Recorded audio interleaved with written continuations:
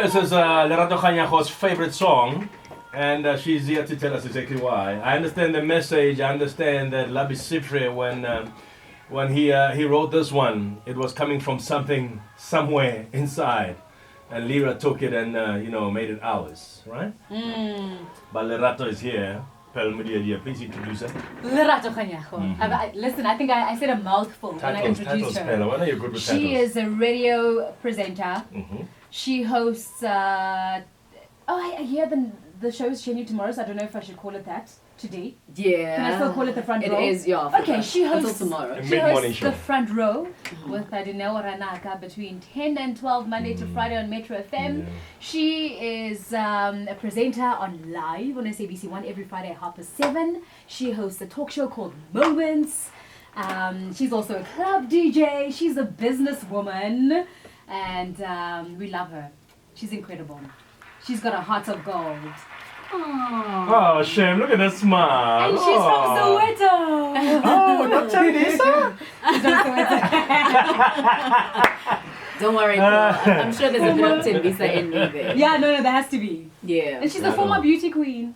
Yeah. Oh, yeah, that everyone too. knows that. Yes, that's where it all You know what, started actually, let's from. just move on and talk to you about these things, man. Don't worry about it. I got all this covered, okay? Let's just move on. Let's start there, Lerato. Beauty queen, former beauty queen. Tell me how you got into that now. Like, how does one just, put on a swimsuit and just start strolling in front of a crowd and, give them a little bit of their mindset and they win. You know what I mean? That's basically how we saw beauty queens back in the day. Let me tell you, I actually was a tomboy growing up. I loved playing Well, with no. boys, I promise you.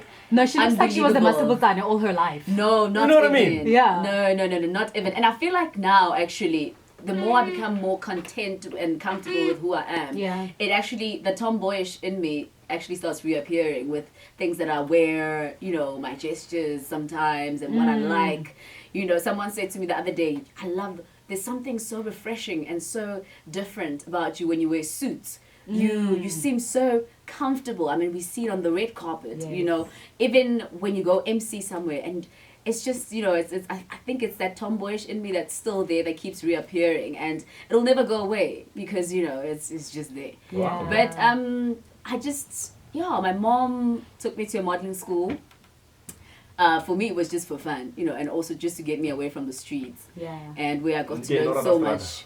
No, not even. It's just, Oh, they're I'm an just only trying to child. protect you. I'm an only child. Yeah. It was, I think for her, it's just to keep me company, because, my mom and my dad were always at work and I was always alone. But, she took me to a modeling school where I would go every Saturday to learn more about the modeling industry, to be specific, about the beauty pageant industry. I started entering pageants with the likes of Nontle Temali and Liebenberg and the likes, and the rest is history. Hey, man. One Miss Soweto, Miss Jamily, and the first time I actually met you were on Soweto TV, right? Yes. I remember we were frequenting clubs, just playing here and there, and you were just covering that scene.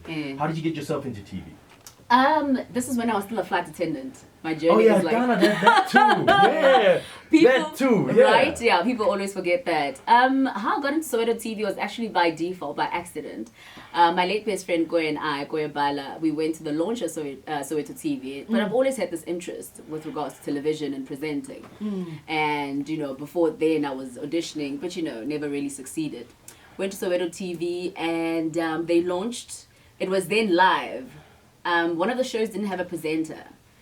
And, a lady came to me and she said, listen, you look like you could present a show. And I'm like, what? What are you talking about? And she's like, okay, can you present something for us live in the next hour?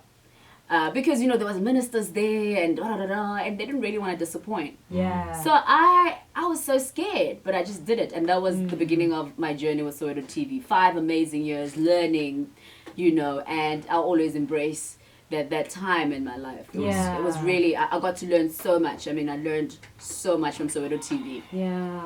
So then that was that one moment Yeah. that scared you. What would you say is scaring you right now? God's work. Yeah. And I know it's I was talking to Ayanda Tabete yesterday, and we had this long conversation about my journey and where I am right now. And actually, Nomzam is the one that said, sometimes, the devil comes in different forms. It doesn't always have to be in flesh, but sometimes it's like fear or doubt. Do you know what I mean? And it's when I say right now, it's like I sit here and I'm like, yo, God, like, you're worthy, you're amazing, I praise you every single day. This is my journey. And whether it comes with pain or not, but this is where he has placed me, and only because he knows I can handle, I have that strength in me. Also to teach other people that sometimes, do you understand what I'm saying? Yeah. And where God has placed you, you don't have to question it, ever. No human being should question it, but humans always question it. But me, I'll never question it. Don't assume that I doubt where I am. He placed me here for a reason, and I'm embracing it, and I'm loving it every second with whatever it comes with. I embrace it so much. And what do you think? Sorry, Amon. No, go ahead. What do you think that reason is? Because I feel like in finding the reason, that's where we find our purpose. Yeah. Yeah. Do you know what reason it is that he has placed you here? Because he obviously knows that I deserve to be here. Yeah. He's watched my journey and how hard I work. Some people might see it, some people might not. He knows where I started off. He knows, he knows my honesty. He knows what I do behind closed doors. He knows when I kneel down what I ask for. And that is for success in whatever. For opportunities, big or small. I embrace each and every one of them. Yeah. And I'm a vessel, man.